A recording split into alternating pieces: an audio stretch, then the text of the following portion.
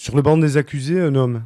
La justice lui reproche d'avoir laissé son compagnon prendre le volant peu avant le drame qui a coûté la vie de Charlotte Landais. Selon les parents de la victime, le prévenu aurait alors dû l'en empêcher, voire lui confisquer les clés du véhicule. Pour eux, le chauffeur n'est pas le seul responsable.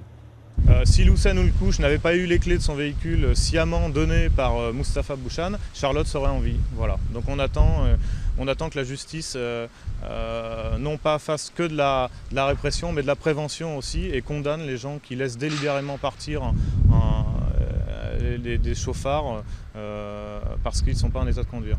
L'abaissement progressif du taux d'alcoolémie au volant engagé depuis plusieurs années s'accompagne aujourd'hui d'une prise de conscience de la responsabilité de l'entourage. Cité à comparaître pour homicide involontaire indirect, le prévenu a de toute évidence pour l'accusation contribué à créer une situation de danger. Il y a déjà des jurisprudences de la Cour de cassation qui ont été rendues en 2010, février 2010, décembre 2010, qui amorcent un processus et qui concernent des affaires similaires où vous avez des gens qui font des soirées, qui sont ivres, et les gens qui les laissent repartir en sachant parfaitement qu'ils sont ivres sont condamnés sur ce fondement-là. Donc il y a déjà des précédents. C'est aussi une sensibilisation des esprits.